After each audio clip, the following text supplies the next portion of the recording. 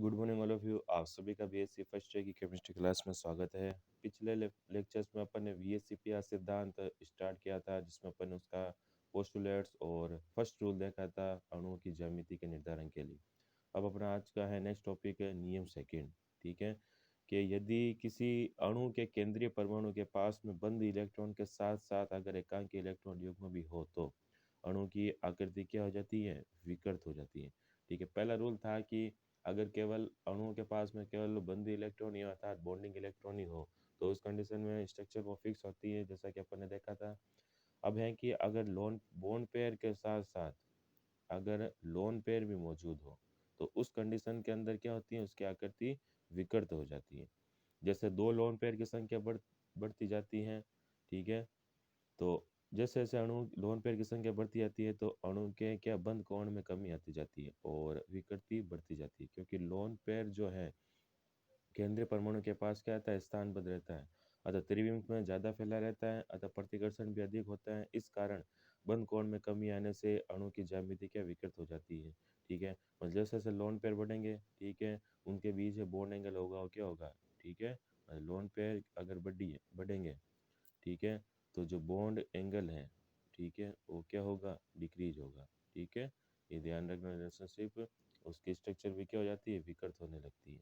Example की बात करें तो CH4NH3NH2 है, तीन अणुओं में क्या होता है, अब sp3 हाइब्रिडाइजेशन होता है। अगर अपन यहाँ CH4NH3NH2 के अगर संकरण की बात करें तो तीनों के अंदर ही क्या sp3 संकरण है, जबकि अगर आकृतियाँ देखें तो क्या होती है, भिन्न भिन्न होती हैं। ठीक है, क्यों, देखते हैं कैसे। एक क्वेश्चन आ सकता है कि CH4NH3NH2 का संकरण तो समान है लेकिन आकृतियाँ भिन्न भिन्न है, क्यों।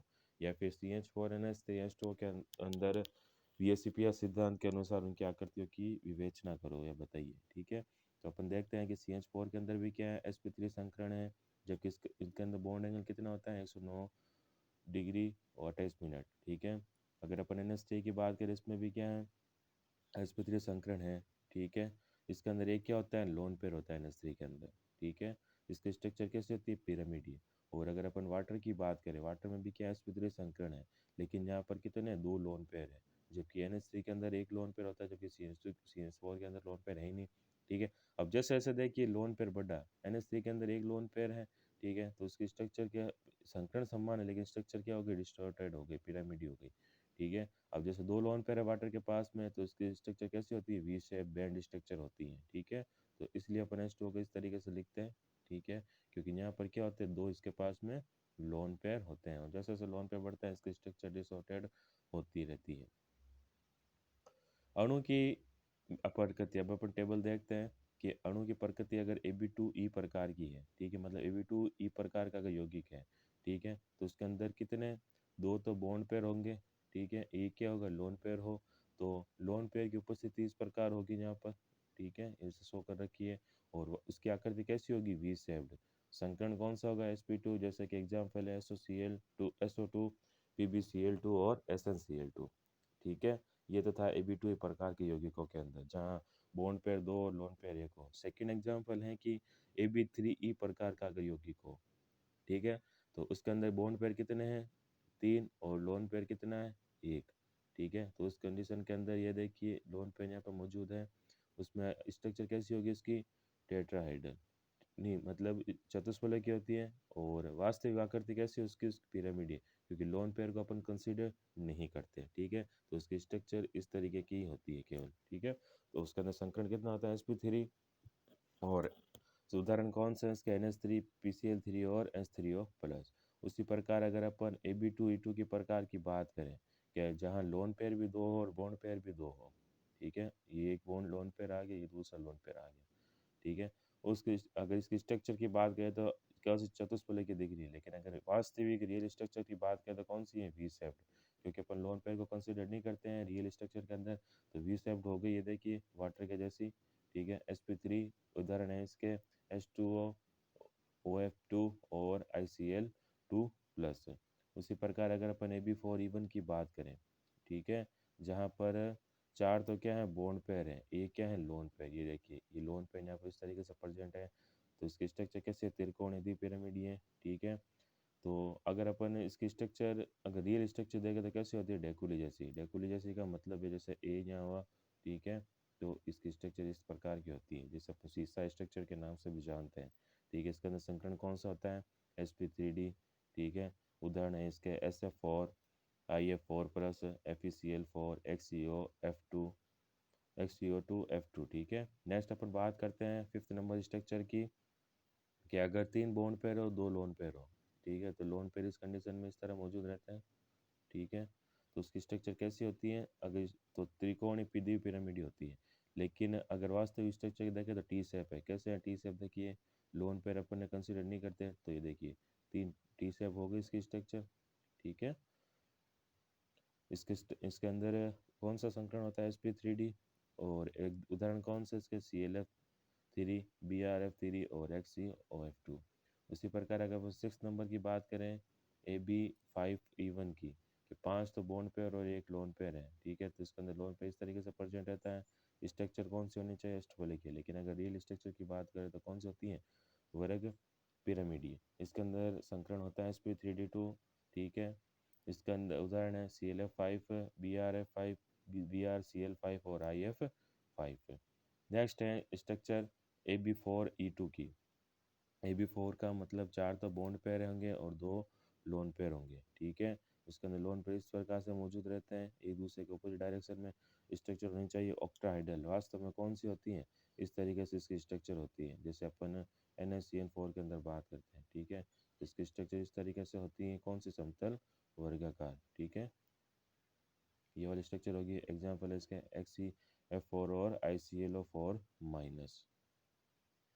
नेक्स्ट है हमारा नियम नंबर 3। 2 नियम पढ़ लिए हैं, ठीक है। तीसरा रूल है इसका VSEPR का, कि AB2 प्रकार के अणु में यदि B की विद्युतता अधिक हो तो बंद इलेक्ट्रॉन युग्म B की ओर खिसक जाते हैं और उनके मध्य प्रतिकर्षण कम हो जाता है। इस प्रकार इन पर एकांकी इलेक्ट्रॉन युग्म का प्रतिकर्षण बन जाता है और बंद कोण में क्या आ जाती है, कमी आ जाती है। अब एक कंडीशन दे रखी है कि अगर AB2 प्रकार का यौगिक है कोई, ठीक है, जैसे कि ये इस कंपाउंड की बात कर रहे हैं अपन, या यौगिक की बात कर रहे हैं, ठीक है। तो इसमें ये बता रखा है कि AB2 प्रकार के यौगिकों में जो B की विद्युतता है, ठीक है, वो ज़्यादा है A से। तो उस कंडीशन में क्या होगा, लोन पेयर इसकी तरफ खसक जाएंगे, ठीक है, क्योंकि B की विद्युतता ज़्यादा है A से, तो इसकी तरफ खसकने शुरू हो जाएंगे और मध्य क्या होगा, प्रतिकर्षण भी कम हो जाता है, जिनके कारण क्या कहाँ के इलेक्ट्रॉन युग्मों का प्रतिकर्षण बन जाता है, मतलब उसके साथ बॉन्डिंग हो जाएगा B के साथ में जो ज़्यादा इलेक्ट्रोनेगेटिव है, ठीक है, और बंद कोण में कमी आ जाएगी। जैसे एग्जाम्पल दे रखा है H2O के अंदर और OF2 के अंदर, ठीक है। H2O के अंदर 2 लोन पेयर हैं और F2 के अंदर भी 2 लोन पेयर हैं। दोनों को ध्यान से समझिएगा, पूछा जाता है। H की तो विद्युत ऋणता कम है, ठीक है, और ऑक्सीजन की यहाँ पर ज़्यादा है, तो ऑक्सीजन के अपने ऑक्सीजन लोन पेयर अपने पास रखेगा, ठीक है, क्योंकि ऑक्सीजन की विद्युतता ज़्यादा है H2 में, तो उसका बंद कोण कितना होता है, 104.5 डिग्री। वही अगर अपन OF2 की बात करें, ठीक है, तो OF2 के अंदर देखिए फ्लोरीन की विद्युतता ज़्यादा है, तो जो ऑक्सीजन के लोन पेयर हैं वो कहाँ पर खिसकना शुरू हो जाते हैं, फ्लोरीन के पास में, जिसकी वजह से इसकी जो बॉन्ड लेंथ है वो थोड़ी डिसऑर्डेड हो जाता है, विकृत आ जाती है, और कितना हो जाता है, ये 102.5 डिग्री, ठीक है। उसी प्रकार अगर अपन NH3 और NF3 की बात करें, ठीक है, कि NH3 के अंदर स्ट्रक्चर देखते हैं तो नाइट्रोजन की विद्युतता ज़्यादा है, तो नाइट्रोजन के पास में लोन पेयर रहता है, ठीक है, हाइड्रोजन की कम है, तो इसके अंदर बॉन्ड कितना होता है, 107। वहीं अगर अपन NF3 की बात करें, NF3 के अंदर फ्लोरीन की विद्युतता ज़्यादा है, तो फ्लोरीन क्या करेगा, ये इसके लोन पेयर को अपनी ओर आकर्षित करेगा दोनों तरफ से, ठीक है, जिसकी वजह से इसका बंद कोण कितना हो जाता है, 102 डिग्री हो जाता है। नेक्स्ट अपन रूल नंबर 4 की बात करें, कि AB2 प्रकार के अणुओं में यदि केंद्रीय परमाणु एक ही विद्युतता अधिक हो तो, ठीक है। पहले में तो था कि बी की विद्युतता अधिक है, मतलब केंद्रीय परमाणु की विद्युतता अधिक नहीं थी, तो ठीक है। अगर अपन AB2 प्रकार के यौगिकों में अगर केंद्रीय परमाणु की विद्युतता अधिक है तो क्या होता है, कि AB2 प्रकार के यौगिकों में यदि केंद्रीय परमाणु एक ही विद्युत ऋणता अधिक हो तो बंधित इलेक्ट्रॉन युग्म पास पास आ जाते हैं और उनके मध्य क्या प्रतिकर्षण बढ़ जाता है, इसलिए बंद कोण ज़्यादा होता है। जबकि केंद्रीय परमाणु एक ही विद्युतता कम हो तो बॉन्ड पेयर अधिक केंद्रीय परमाणु से दूर रहते हैं, अतः उनके मध्य प्रतिकर्षण होता है। इस कारण उन पर एकांक इलेक्ट्रॉन युग्म का प्रतिकर्षण बढ़ जाता है, तो बंद कोण में कमी आता है। और इसको दूसरा क्या कह सकते हैं, कि यदि किसी अणु के रूल नंबर 4 का अपन ऐसे भी बता सकते हैं कि यदि किसी अणु के केंद्रीय परमाणु का संयोजकों आंशिक पूरित हो तो उसमें बॉन्ड पेयर प्रतिकर्षण होता है, अतः लोन पेयर का प्रतिकर्षण बढ़ जाता है। ठीक है, और वह बंद कोण में कमी कर देता है। ठीक है, जैसे उदाहरण की बात करें कि H2 और H2S है। ठीक है, तो इसके अंदर देखिए केंद्रीय परमाणु की विभिन्नता ज़्यादा है दोनों के अंदर। ठीक है, तो बॉन्ड पे रिपल्सन तो होगा कम, जबकि लोन पे रिपल्सन ज़्यादा होता है। ठीक है, इसलिए बंद कोण में क्या आती है, कमी आती है। उसी प्रकार अगर अपन NH3 और PF3 की बात करें, ठीक है, तो इसमें भी सिमिलर प्रकार का है। नेक्स्ट अपन बात करते हैं रूल नंबर 5 की, कि यदि किसी अणु में बहुबंध अर्थात डबल बॉन्ड या ट्रिपल बॉन्ड मौजूद हो तो उस अणु के बंध कोण में कमी आ जाती है। ठीक है, मतलब अगर किसी मॉलिक्यूल के अंदर एक तो डबल बॉन्ड या ट्रिपल बॉन्ड हो तो बॉन्ड एंगल में क्या आ जाएगी, कमी आ जाएगी, क्योंकि बहुबंध एकल बंध की अपेक्षा क्या होता है, त्रिम में ज़्यादा फैला रहता है। अतः बॉन्ड पेयर पर प्रतिकर्षण बढ़ जाता है और बंध कोण में क्या आती है, कमी आती है। जैसे POCl3 है। ठीक है, इसके अंदर कौन सा होता है, sp3 संकरण होता है। ठीक है, और बंध कोण कितना है, 109 डिग्री। ठीक है, तो POCl3 के अंदर ऑक्सीजन क्या होता है, पी के साथ में डबल बॉन्डेड होता है। ठीक है, तो इसके अंदर बॉन्ड एंगल कितना हो गया, बाकी वाला 103.6 डिग्री।